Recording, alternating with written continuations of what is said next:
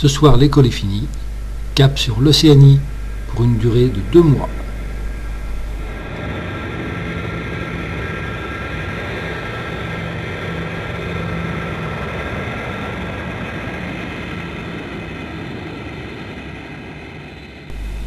Le jour se lève sur le Moyen-Orient que nous allons survoler ainsi que l'Inde.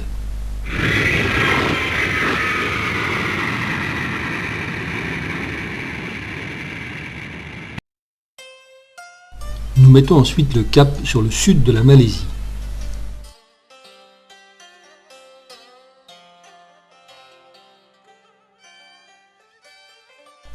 Notre DC-10 nous dépose sur l'île de Singapour, où des millions d'habitants s'entassent sur quelques kilomètres carrés.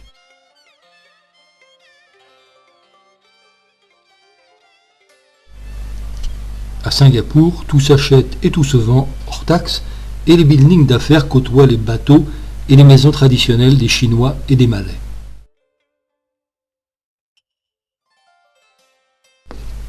Nous allons passer 2 jours à déambuler dans ces rues animées, en nous réfugiant parfois dans un magasin climatisé pour oublier quelques instants la chaleur humide.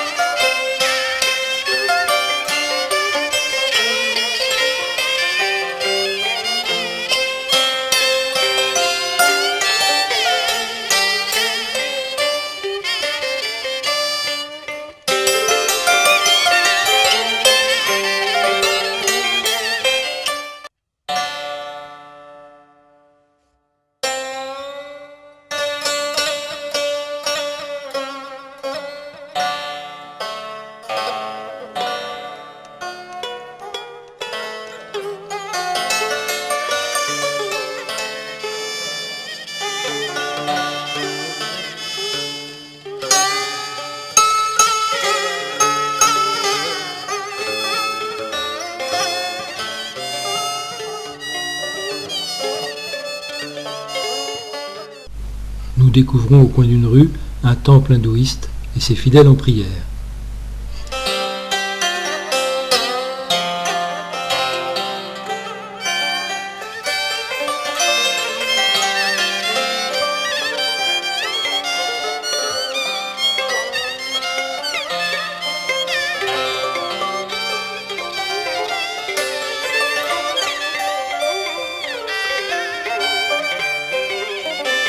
Singapour est la capitale de l'orchidée. Elle abrite aussi bien d'autres fleurs et plantes dans son magnifique jardin botanique.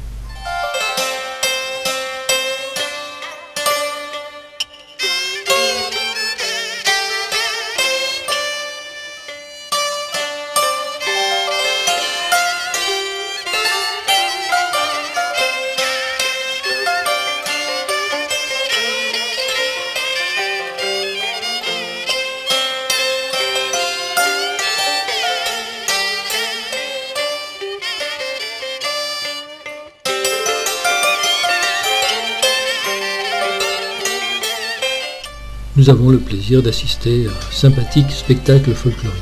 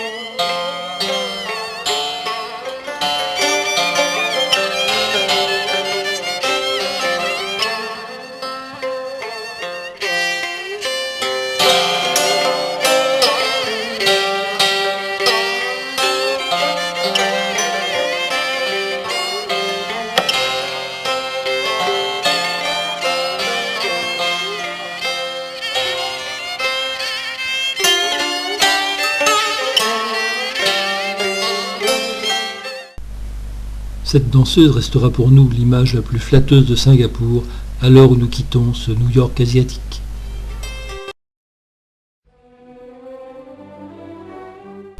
À 21 000 km de Paris, la Nouvelle-Calédonie est l'un des plus lointains territoires français d'outre-mer.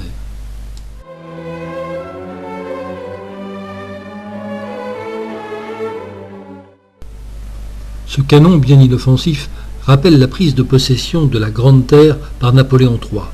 Cette île de rêve, enrichie par ses énormes gisements de nickel, fut pendant des dizaines d'années le point de chute des bagnards et des déportés politiques qui y trouvaient un climat plus clément qu'en Guyane. Les côtes calédoniennes font le bonheur des plongeurs sous-marins. C'est l'un des sites les plus propices à la découverte d'espèces rares de poissons, de coquillages et de coraux. Ceux qui ne plongent pas en ont tout de même un merveilleux aperçu en visitant le célèbre aquarium de Nouméa.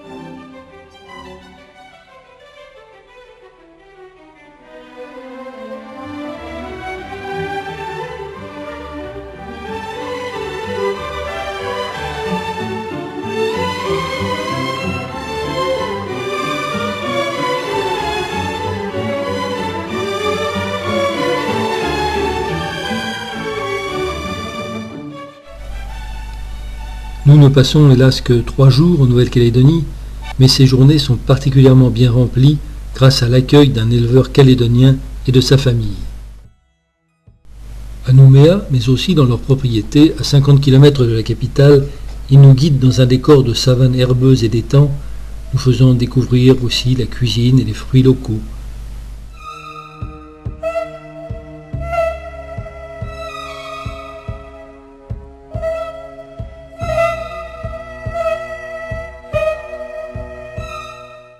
Ici, comme en Australie, on ne parle pas de ranch ou de cow-boy, mais on dit une station et un stockman. Monsieur Guindon, sans aucun personnel, assure avec son fils tout le travail de la station.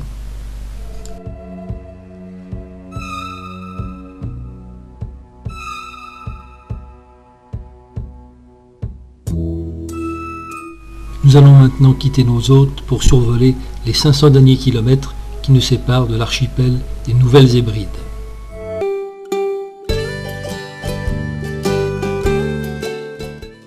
Depuis 1906, c'est le seul pays au monde qui ait 2 chefs d'État, le président de la République française et la reine d'Angleterre, représentés chacun par un résident.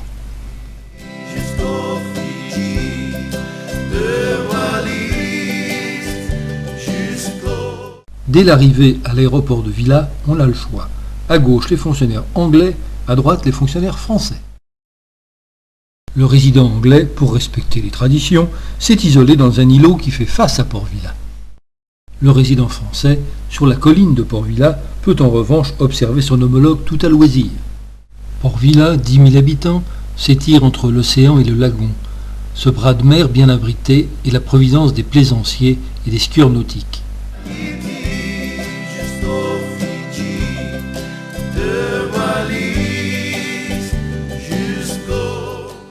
Le modeste aéroport international propose son escadrille de taxis volants qui relie les principales îles de l'archipel. Le port reçoit de temps à autre un cargo, parfois un paquebot. Ici, un navire soviétique débarque le temps d'une escale, quelques riches touristes australiens.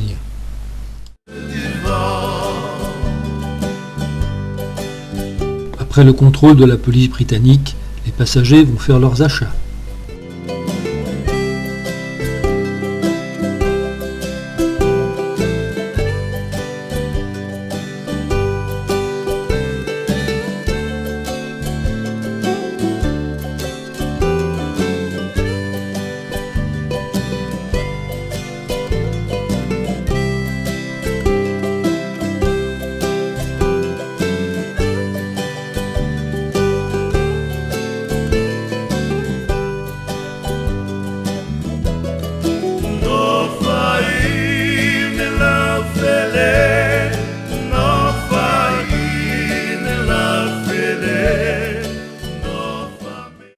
poste de villa, elle, est commune aux Anglais et aux Français.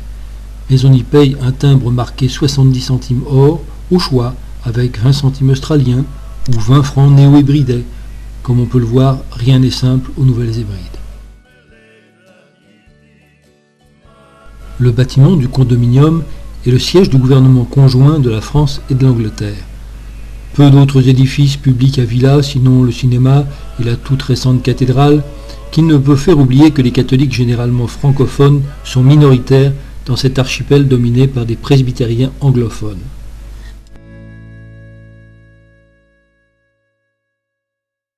Ici, des fidèles presbytériens dans la banlieue de Villa. Citons enfin les 2 hôtels de classe internationale qui bordent le lagon en respectant le site grâce à l'emploi de matériaux traditionnels et l'éparpillement des bungalows. Au marché en plein air qui a lieu 2 fois par semaine au centre-ville, les femmes néo-hébridaises vendent fruits, légumes, crustacés et coquillages. Sable, les pieds nus, ses cheveux étaient si longs, je la croyais toute nue, mais de petits pas des hauts, elle était très bien vêtue. Vive la vaginée, vive la vaginée. Ses longs cheveux lâchés dans le dos, ses beaux yeux.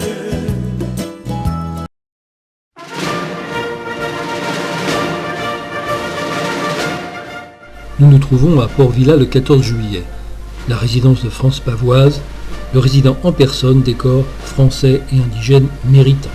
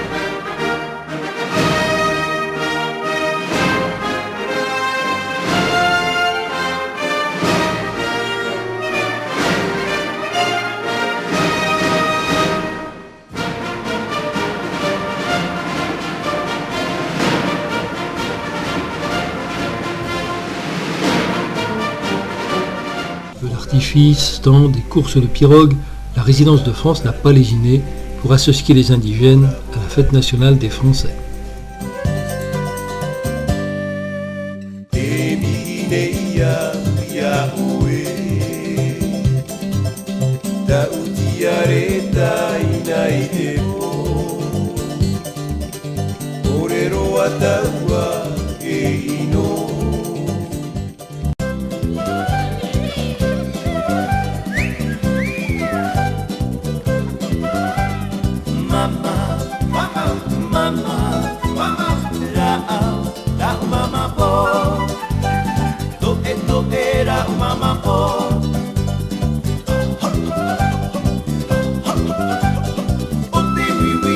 Mama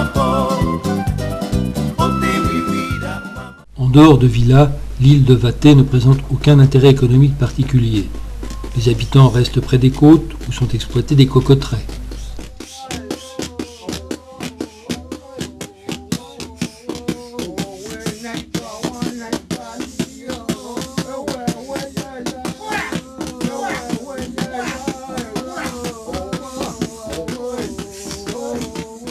L'intérieur de l'île est envahi par une épaisse végétation.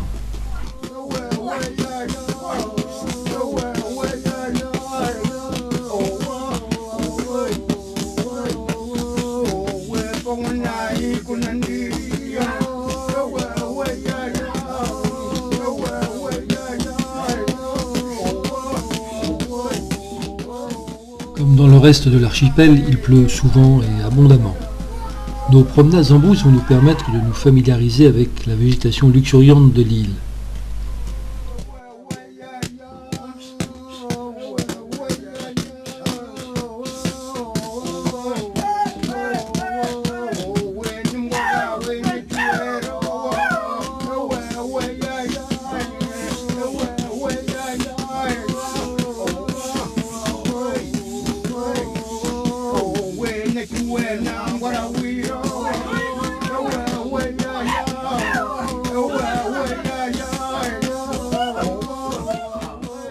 L'élevage se mêle à la culture tout autour de l'île, puisque les plantations de cocotiers servent de pâturage aux animaux.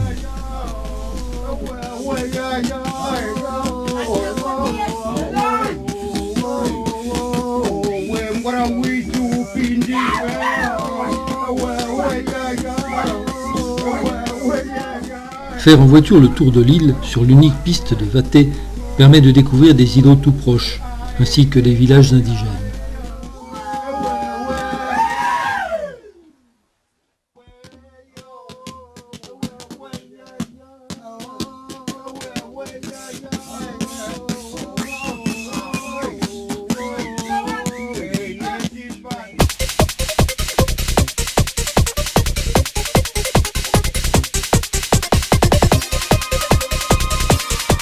Dans l'un de ces villages, nous découvrons la plus discrète des stations-service.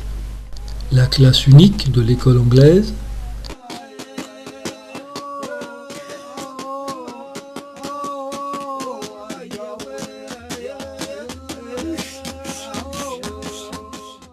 mais les villages sont peu nombreux sur Vatté, et c'est surtout la nature que nous aurons l'occasion d'apprécier en poursuivant notre circuit.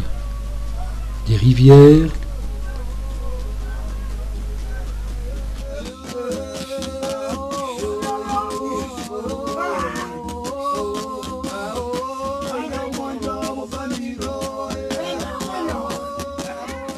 un rivage où la mer est tantôt calme, tantôt menaçante lorsqu'elle vient heurter la barrière de corail.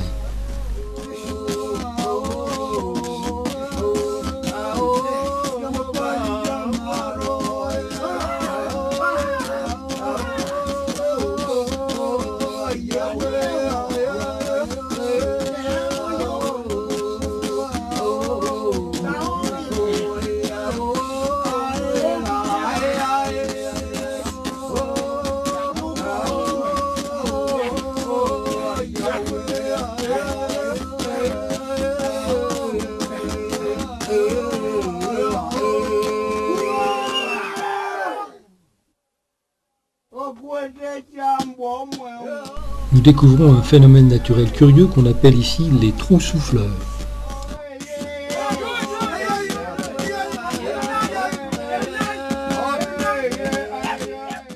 Coquillages et coraux, voilà nos découvertes du bord de mer.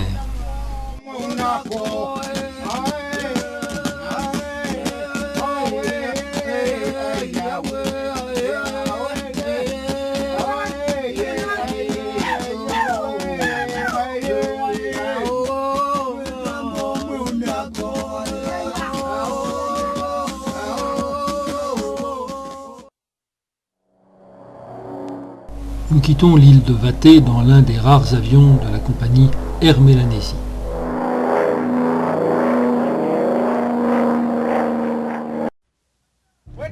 Switch on! Clear! Clear!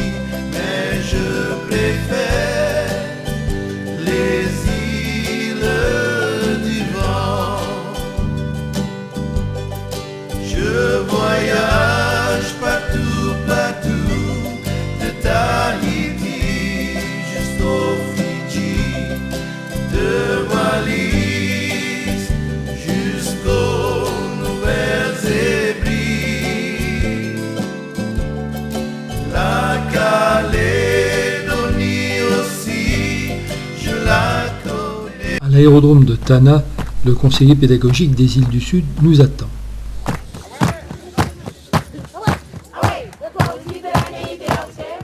Dès le lendemain matin, nous l'accompagnons en voiture puis à pied dans l'une de ses plus éprouvantes tournées, sous la pluie et dans la boue.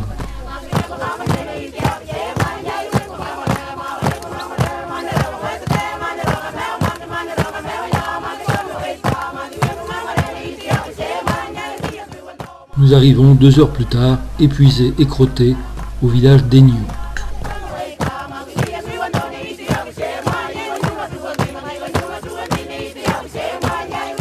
Voici la classe que vient visiter le conseiller pédagogique. Ce dernier essaie de stimuler le jeune moniteur, Donald, qui devra convaincre les parents des environs d'envoyer leurs enfants à l'école française et non pas à l'école anglaise. Malgré sa chute toute récente dans la boue, notre ami doit conserver la dignité qui sied à son rôle. Notre trajet retour à pied nous permet de rencontrer 2 types de parapluies utilisés ici. Cet homme porte sur son t-shirt en guenilles les drapeaux croisés de la France et de l'Angleterre.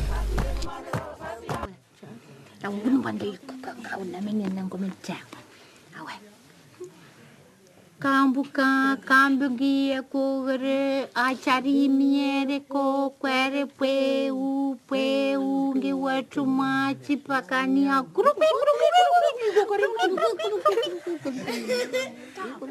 kambugi kogre achari miere ko kwere pwe ungi watu machi pakani akurupi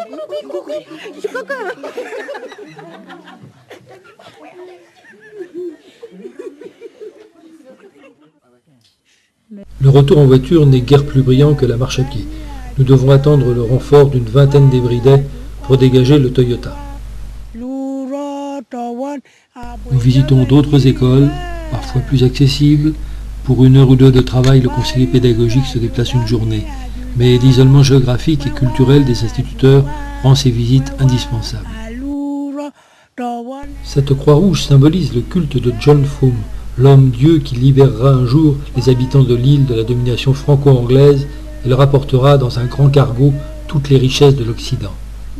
Cette croyance a pris naissance après le passage des Américains en 1942, lorsqu'ils débarquaient, une armée où des officiers noirs, comme les indigènes, commandaient des soldats blancs. Ce sacrifice rituel fait aussi partie des mœurs des habitants de Tana. Ces photos ont été empruntées à ceux qui eurent la chance d'assister en brousse à cette fête du Toka, célébrée chaque année à une date imprévisible.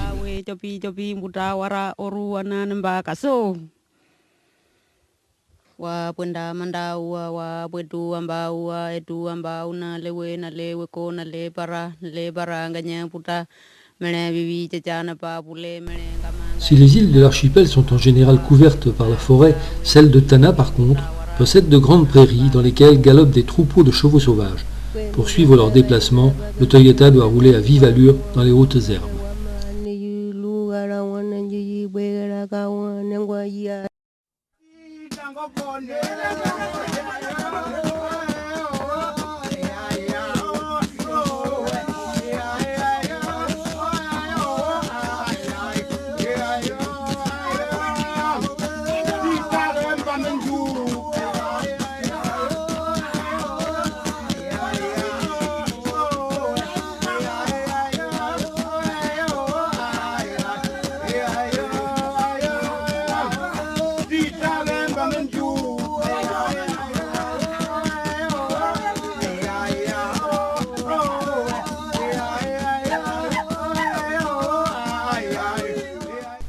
C'est le week-end, on oublie un peu la tournée des écoles, et après les chevaux sauvages, notre ami Patrick continue à nous faire du tourisme en nous emmenant au volcan Yazur.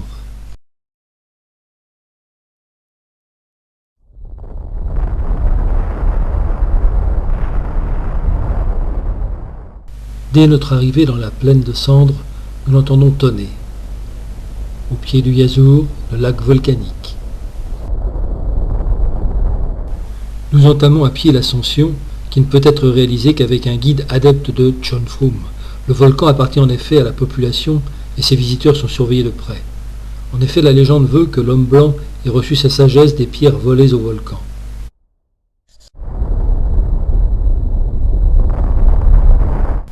Aujourd'hui, le spectacle est limité car les projections ont surtout lieu dans la cheminée la plus éloignée. L'air chargé de soufre est difficilement respirable.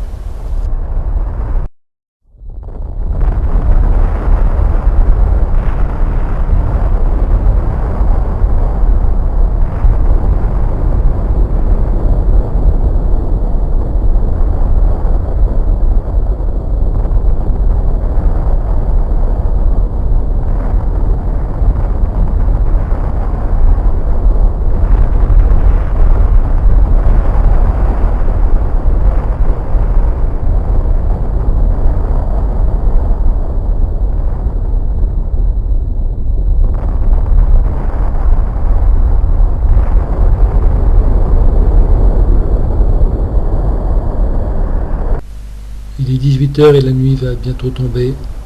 Couverts de cendres, nous redescendons vers le lac.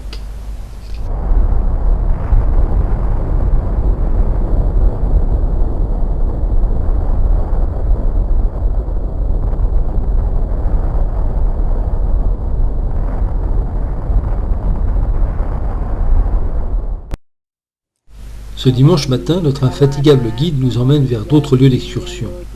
Nous traversons ces villages où chiens et cochons vivent en bonne intelligence. Nous jetons un coup d'œil aux pirogues à balancier des pêcheurs.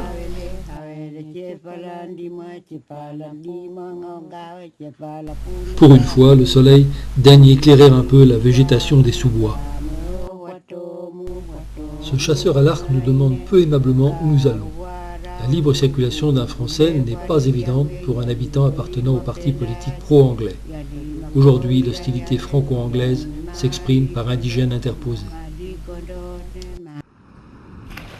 Oublions tout cela devant le spectacle d'une mer peu favorable à la navigation, dont le violent contact avec le récif offre, ici aussi, mais en plus grandiose qu'à Vaté, l'étonnant spectacle des trous souffleurs.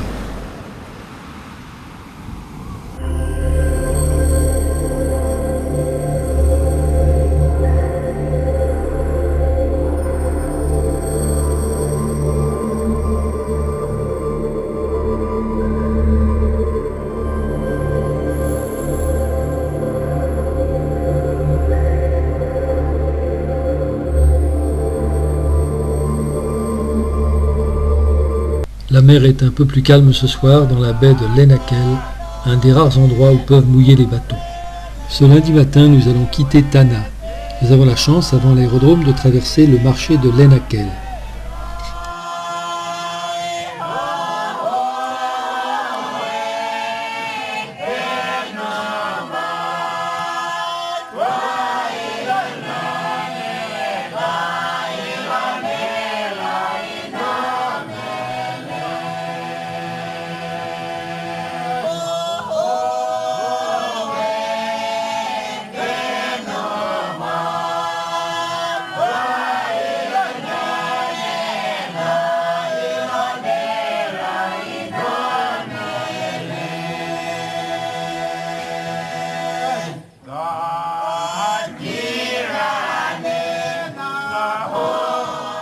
lendemain de notre retour à Port-Vila, nous reprenons l'avion, cette fois-ci vers le nord.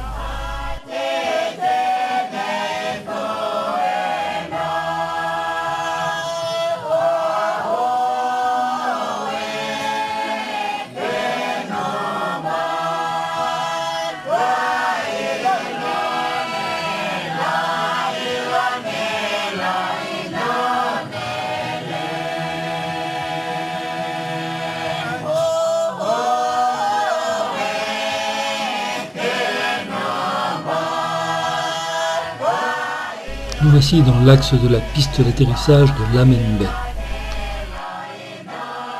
Une fois au sol, nous admirons l'aérodrome constitué d'une prairie en bord de mer, d'un manchon à air et d'une hutte au toit défoncé. Notre ami Jacques, conseiller pédagogique des îles du Centre, s'entretient avec le directeur d'une école française.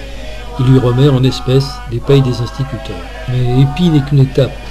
Peu après cet entretien, nous rejoignons l'îlot de Pahama, entre Épi et Ambrym, dans un simple canot à moteur, sur une mer particulièrement mauvaise.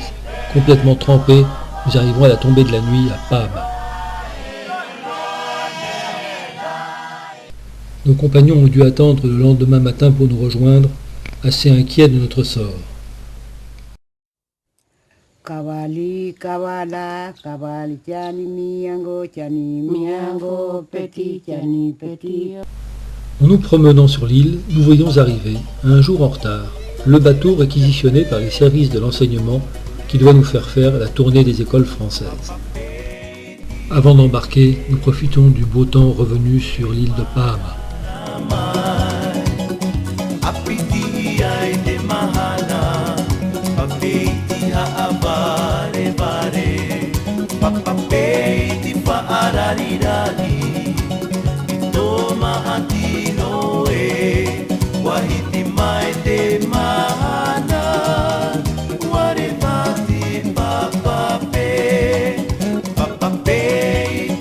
Ce véhicule de service pour conseiller pédagogique est un vieux rafio tout rouillé qui empeste le copra.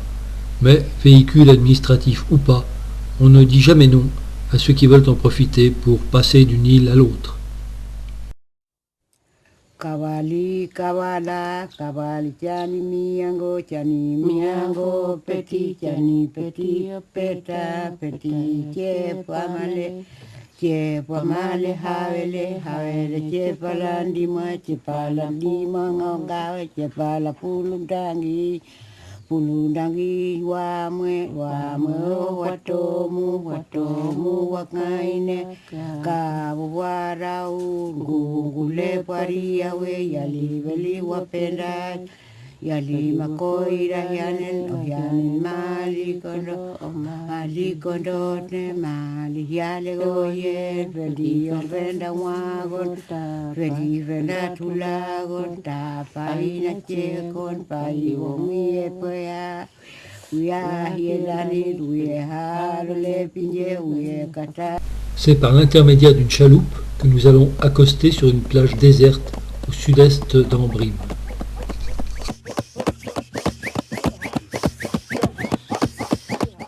Plusieurs heures de marche nous séparent du village où nous nous rendons. Le Lopevi, volcan en activité de 1450 mètres de haut, forme à lui tout seul un îlot désormais inhabité, tout proche d'Ambrym. Nous arrivons à la nuit tombante au village. Celui-ci surplombe la mer de toute la hauteur d'une falaise.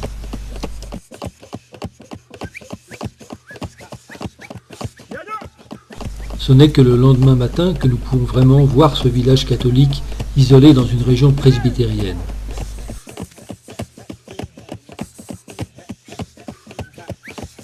Pascal est à la fois l'instituteur et le catéchiste du village. En tapant sur le traditionnel tambour d'Ambrym, il appelle les fidèles à la prière du matin dans l'église locale.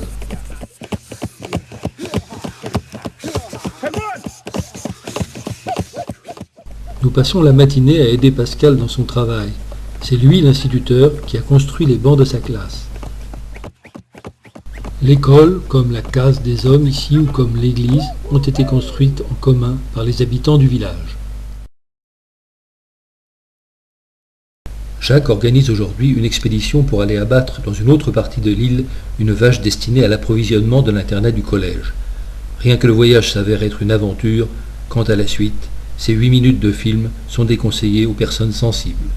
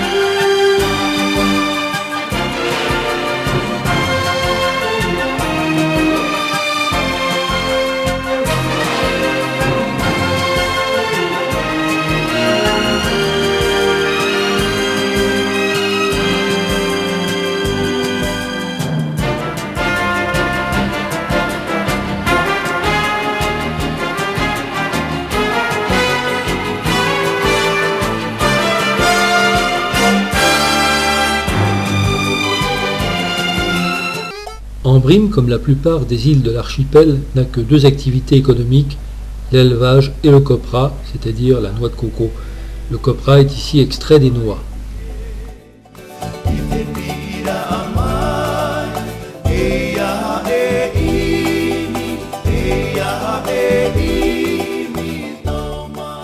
Tandis que les cochons achèvent de nettoyer les coques, les sacs sont groupés sur le rivage où ils sont chargés une fois par mois sur un petit cargo.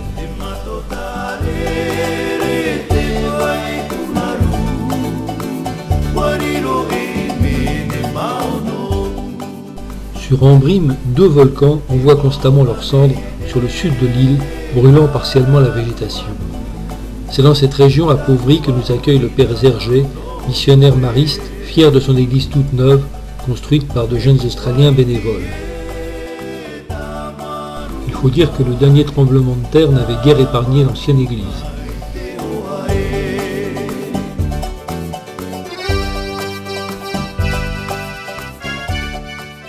En plus des bains d'eau chaude sulfureuse sur le rivage, nous apprécions la douceur des fins de journée au village de Sessivi. Ce soir, tous les enfants ont les yeux fixés sur un grand drap tendu en plein air, succès délirant des films muets de Charlot. Le père Zerger fait fonction de projectionniste. Les jours suivants, nous visiterons d'autres écoles du même secteur, découvrant dans la brousse les beaux et mystérieux tambours-statues propres à cette île.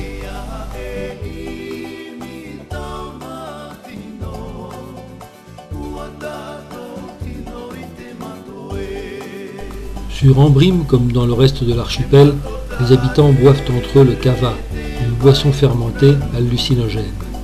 À défaut de kava, nous faisons au moins connaissance du lap-lap, plat national à base de tubercules. Et de la chauve-souris géante appelée roussette. Nous profitons justement du week-end à Ambrim pour partir à la chasse à la roussette, sans grand succès d'ailleurs. Mais c'est l'occasion de pénétrer à l'intérieur des terres, c'est-à-dire dans la forêt, et d'y découvrir lianes, racines et arbres étranges.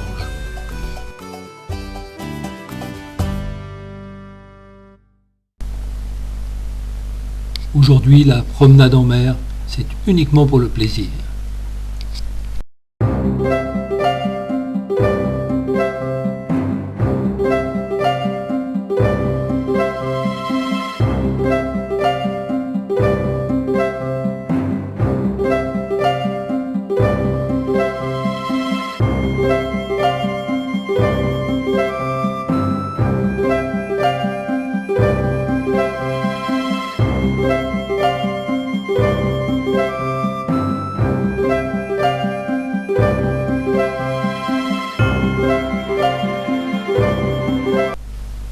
pas la possibilité d'aller dans d'autres îles. Les photos qui suivent sont extraites de l'expédition Muller-Gourguéchon dans les îles du Nord.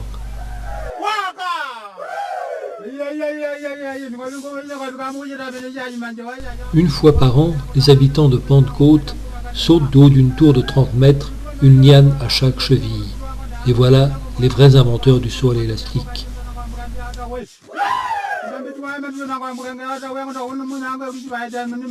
Cette cérémonie est d'abord un rite d'initiation auquel participent même des enfants qui eux sautent de 7 mètres. C'est aussi une garantie de bonne récolte pour le village.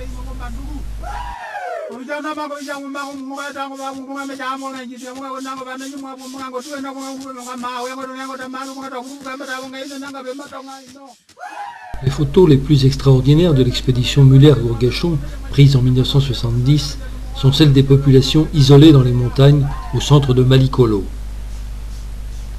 D'abord les Mbotogotes qui font une hécatombe de cochons sauvages lors des fêtes.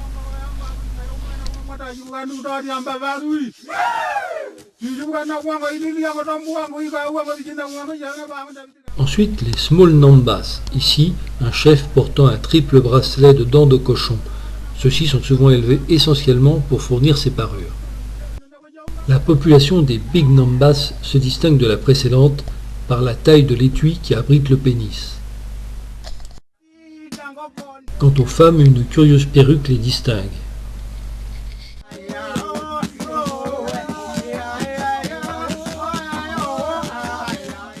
Mais en 1980, 4 ans après notre voyage, Anglais et Français quittent les Nouvelles-Hébrides qui deviennent la République du Vanuatu. J'emprunte à Internet ces publicités bien significatives.